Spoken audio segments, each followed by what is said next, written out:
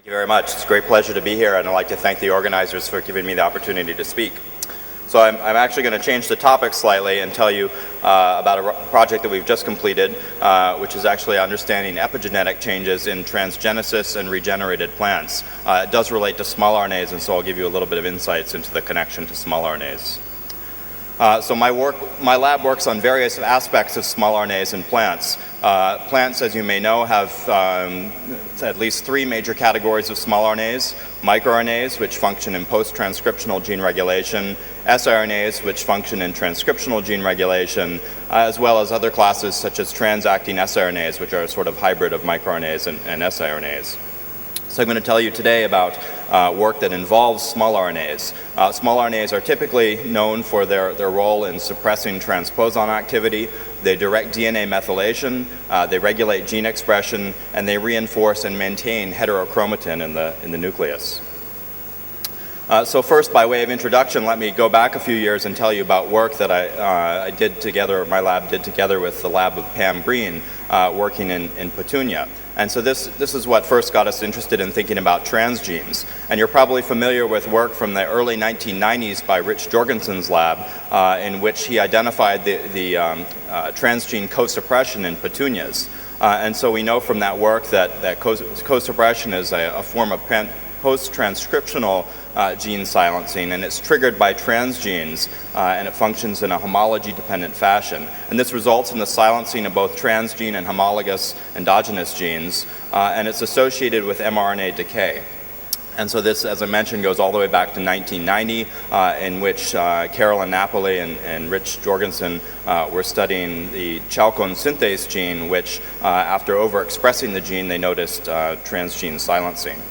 And so then postdoc in Pam's lab, working together with my team, characterized smallRNAs from that. And here you can see that in wild-type smallRNAs, in wild-type flowers, the purple flowers, you can see that there are predominantly 21 and 24 nucleotide smallRNAs. The 21 nucleotide smallRNAs are typically either microRNAs or the result of post-transcriptional gene silencing.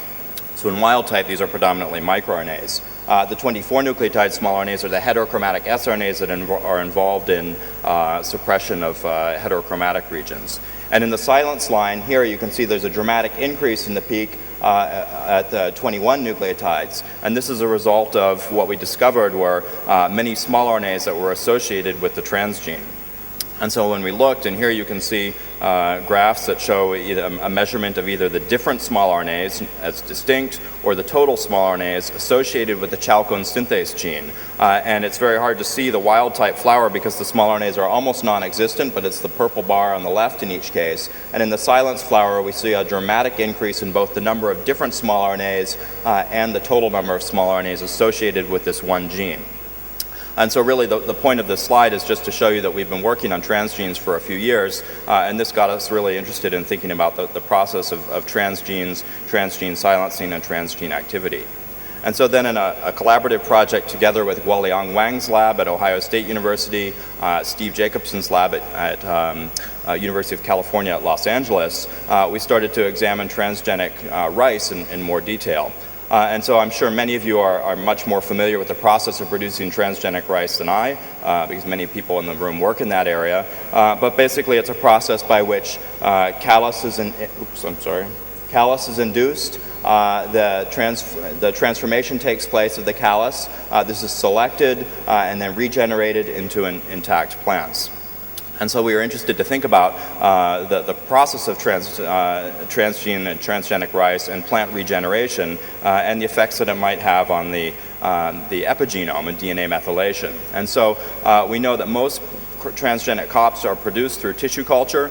Stomaclonal variation has been very well described for many years in rice and many other species. And yet the impact of tissue culture on the plant epigenome, so DNA methylation, is relatively poorly understood. And so the experiments then that we performed were to generate whole genome single nucleotide resolution maps of DNA methylation in several transgenic and non-transgenic regenerated rice lines. These rice lines all have normal transgene expression, so they're not silenced, unlike what I mentioned in the case of Petunia. And then we compared these data to both callus and non-transgenic regenerated plants. And as I mentioned, this is a collaborative project together with Steve Jacobson and Matteo Pellegrini's lab at UCLA and Guoliang Wang's lab at Ohio State. And so the method that we used is whole genome bisulfite sequencing. Some of you may be familiar with this. This is similar to a process by which we normally analyze normally analyze DNA methylation for a single locus, but Steve Jacobson's lab about 4 or 5 years ago now described the scale up of this process to the whole genome by using Illumina sequencing. And so basically we do a bisulfite conversion of the DNA, which converts unmethylated cytosines into uracil, and the methylated cytosines are unaffected. And by mapping this back to the genome, we can identify which cytosines were methylated and which were unmethylated at a genome level scale. And so I'll just remind you that DNA methylation in plants occurs in 3 different forms. There's CG methylation, CHG methylation, where H is any base other than a G, and CHH methylation. So these different types of methylation, in fact, they're different genes that are involved in the process of maintaining and instigating this methylation. And this is just an example from the Arabidopsis genome. Here at the top of the slide, you can see the distribution of repeats on chromosome 1 of the Arabidopsis genome. And at the bottom, you can see the distribution of DNA methylation. And there is, of course, a very good correlation between the composition of the genome in repeats and the composition of DNA methylation. And you can see that there's a fair amount of CG methylation at the more distal arms of the chromosome, because this is often associated with genes. But there's also a fair amount of CHH methylation all the way across the chromosomes, and this is typically associated with small RNA-directed DNA methylation, as indicated here. So if we look at a typical gene, and this is actually merged data from thousands of genes, but what you can see is that looking across the transcribed region, it's typical that we'll find CG methylation in the body of genes, and this was not well characterized until Steve first started to do these whole genome analyses. But you can see that heterochromatic sRNAs are typically not found in the genes. They're found in regions outside of genes, and CHH methylation, although it doesn't show up very well on this slide, is usually associated with the activity of those siRNAs. And so this is the type of data that I'm going to be telling you about today.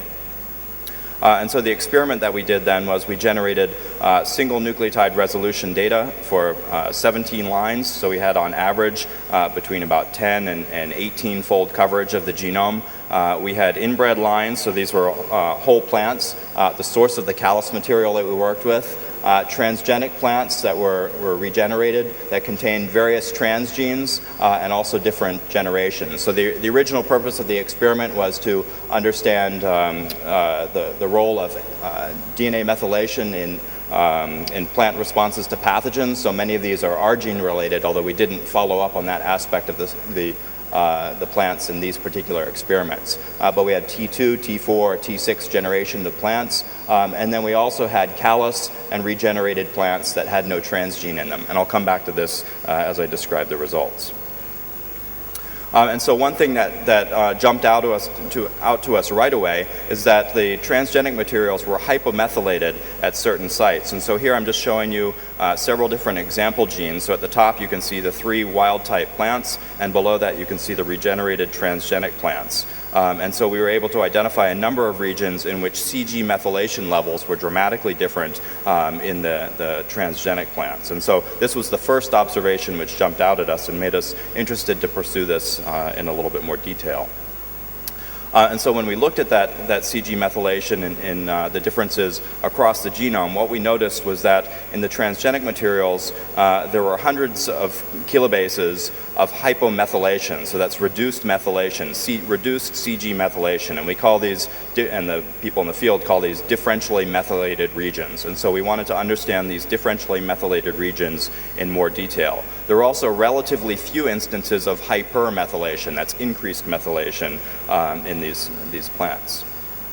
And so I'm going to show you some of these figures throughout my slides. And so what you can see here is you can see the wild-type plants on the left-hand side, And so what I'm showing you are all of the differentially methylated regions. So we're really focusing in on a subset of genomic regions that in one of these lines, indicated to the right, had a very different methylation level compared to the wild type. And so we've just focused in on the union set of all differentially methylated regions in these transgenic plants. And so what we observed was that on average there are about 1,300 differentially methylated regions in each of these transgenic plants that ranged in size from about 100 to 3,200 base pairs. And in contrast, in the wild type plants, compared to the transgenic plants, we identified only 8 on average hypomethylated differentially methylated regions. So there was a dramatic difference in the transgenic plants. We also looked at non-transform regenerated plants, so these are non-transgenic lines. These also have CG hypomethylation, so we don't think it's just due to the fact that they're transgenic, but I'll discuss that in more detail later in my talk. When we compared these differentially methylated regions between the different lines, what we observed was that there was a significant overlap in the set of these hypomethylated differentially methylated regions, the DMRs, among the transgenic lines. And so what this suggests to us then is that there's certain sites in the genome which may be particularly susceptible to the loss of DNA methylation in the transgenic or regenerated plants. And so this is just a sort of heat map of comparisons between the plants. And you can see there's a significant amount of overlap in the DMRs between the different plants. And then we looked across different generations because, as I mentioned, we had the T2, T4, and T6 generations. And what we wanted to ask was, over multiple generations in these plants, was there a reestablishment of methylation at these hypomethylated sites? And so what you can see here is just we've looked at this in terms of the different generations, whether in each successive generation, that is, if they were differentially methylated in the T2 generation, did they still lose that methylation in the T4 and lose it in the T6, or did they gain it back? And what you can see is that the largest category, about 83% of these regions, once they were lost and identified as lost in the T2 generation, that methylation stayed lost, and so that methylation was not regained over multiple generations. And so then when we looked at the methylation in different cytosine contexts, and I described to you that there's 3 different contexts in which plants methylate their genomes, CG, CHG, and CHH methylation, what we could see is that the loss of the CG methylation that we observed was also generally associated with a loss of CHG and, to a lesser extent, a loss of CHH methylation. And so we think this is just overlap among the different pathways by which methylation is maintained or eliminated. And this was observed in multiple different lines. And so what you're seeing here is just the overlap of the different methylation levels in different transgenic plants. And so then we looked at small RNAs, and so this is something my lab has a lot of experience with. And we know that 24 nucleotide small RNAs are what typically drive DNA methylation in plants. And so they're required, in fact, to guide CHH methylation. So CHH methylation is not maintained in the absence of small RNAs. And so then when we looked in different plants, what we could observe was that the normalized small RNA levels in the transgenic plants, when we looked at the CHH hypomethylated DMRs, so that is taking the DNA methylation data, looking at identifying the DMRs, and then looking at the small RNAs that are associated with those loci, what we could observe is that there was a dramatic reduction in the small RNAs at all of those at those loci. And so, in other words, the sRNAs are enriched at the CHH methylated sites in wild type, but eliminated in the transgenic plants. And so we saw this as a very nice independent confirmation of our results showing the loss of DNA methylation, because the small RNA and DNA methylation analyses are conducted in very different ways. And then we decided to drill down and look at the locations that were being impacted across different regions. And so what we observed was that the DMRs were found at a variety of different sites. But when we broke these out into gene body, gene promoter, 3' regions downstream of the transcriptional start site, the coding sequence, introns, or transposable elements, and compared these to randomized sets of the same data, what we noticed was that there was a really significant difference in that the percentage of the differentially methylated regions was dramatically increased, significantly increased at the promoters of genes. And so, of course, gene promoters drive gene expression, and so we generated mRNA-seq data, so gene expression data for 7 of the transgenic plants, and then we asked what's the effect of a loss of DNA methylation on gene expression in these plants. And so what we're looking at here is just a graph showing in blue the number of upregulated genes and in gray the number of downregulated genes, and these are the different plants, 7 different plants that we looked at. And then we looked for each DMR, what's the difference from that differentially methylated site to the transcriptional start site. And we categorized it, we made 3 different bins effectively, 1 kb, 500 base pair, and 100 base pair. And what you can see is that this third category, 100 base pair, it has a higher percentage of genes which have altered gene expression. And so what we can infer from that then is that the closer this differentially methylated region is to the transcriptional start site, the more likely that the gene is deregulated as a result of this loss of DNA methylation. And so here are just some screenshots from a browser that we use. And so in this case, what you can see is that at the top, we're showing you the DNA methylation levels. In the very top line, we have one of the plants, and so we have CG, CHG, and CHH. And so you can see some dark color indicating that there's a significant amount of CG methylation, for example. And these are different selected genes, just a random sampling of genes that we were looking at. And then you can see in the transgenic plants, of course, these were selected because they have a loss of this DNA methylation, and so there's reduced DNA methylation in these 5 transgenic plants. And then at the bottom you can see the transcriptional levels. It's a little bit hard to see the wild type gene expression because there's not very much of this, but when we look at the mRNA-seq reads that map for the transgenic plants in these regions, you can see there's a dramatic increase in gene expression. And so what we infer then is that there's a deregulation of transcriptional repression, so an upregulation of transcription for certain protein coding genes in these transgenic plants. And so then we wanted to ask, well, is this really because the plants are transgenic, or is this actually just because they're regenerated from tissue culture? Because, of course, we know that tissue culture induces many changes, a lot of somoclonal variation, activation of transposons, such as TOS17. And so we went back and we performed a similar analysis, the bisulfite sequencing, on callus material and 3 individual plants that were regenerated from untransformed callus, all of which were derived from a single parent plant. And in fact, we were unable to do the bisulfite analysis on individual callus because there was not enough genomic DNA. So we pooled multiple calli, and we think that that actually had a bit of an effect on our analysis, as you'll see. And so what we noticed then was that there was a small amount of hypomethylation in the pooled callus material indicated on the left here, but the non-transgenic plants that were regenerated from tissue callus had also a large number of hypomethylated DMRs, similar to the material that I showed you before, the transgenic material. And so the loss of methylation callus is modest, though significant relative to the non-transgenic plants, and we see a significant enrichment of the CG hypomethylated DMRs in these non-transgenic regenerated plants.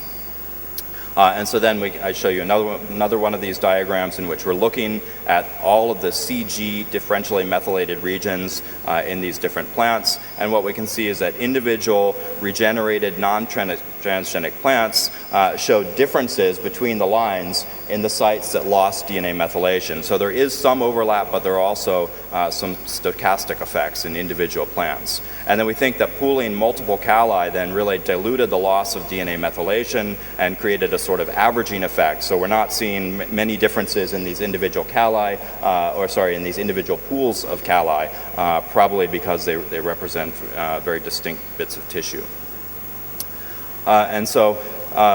So then we next looked at all of the DMRs which were in common across the transgenic samples. And so here you can see in the right, for example, a transgenic material. And so we selected basically the DMRs which are where we have dramatically reduced methylation relative to wild type in the line on the right. And we looked at the callus, and what we could see is that there was a significant loss of DNA methylation at many of the DMRs that were shared in the transgenic plants. And so what we infer from this is the loss of DNA methylation in the transgenic plants is really just a result of the tissue culture. It's somoclonal variation, if you will. And so we also know now that this methylation occurs, this loss of methylation occurs stochastically, and so each plant, as you can see here in these three different columns, it has a different effect in DNA methylation. So there's some shared, but there are also some differences between them.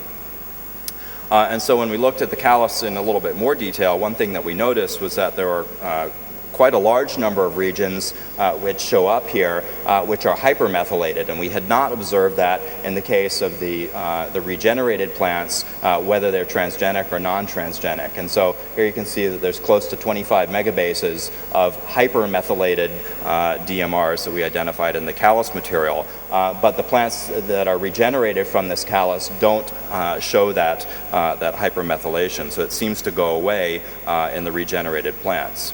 And so then we looked at those hypermethylated regions and we asked, what are those? And we broke this down into different categories of CG methylation, CHG methylation, CHH methylation, and we broke this into categories of all the regions, or just the genic regions, and the transcriptional start is indicated here, as well as the transcriptional stop, and the transposable elements that we could identify with also the transcriptional start and end. And what you can see is that the hypermethylation is really specific to the CHH context. Again, this is the context in which small RNAs, siRNAs are driving DNA methylation, and this is lost in the regenerated plants, which are indicated in blue or green. So it's really a very ephemeral state that's observed in the callus. It's most pronounced in the promoters of genes, as you can see here, and the non-transposon and the transposon-related genes.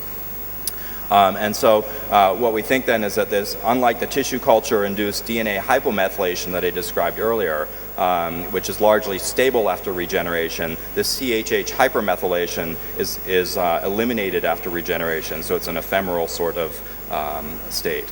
And so then our conclusions were that tissue culture and regeneration leaves behind an epigenetic footprint, if you will, which is affecting all of the regenerated plants that we analyzed, including the transgenic lines.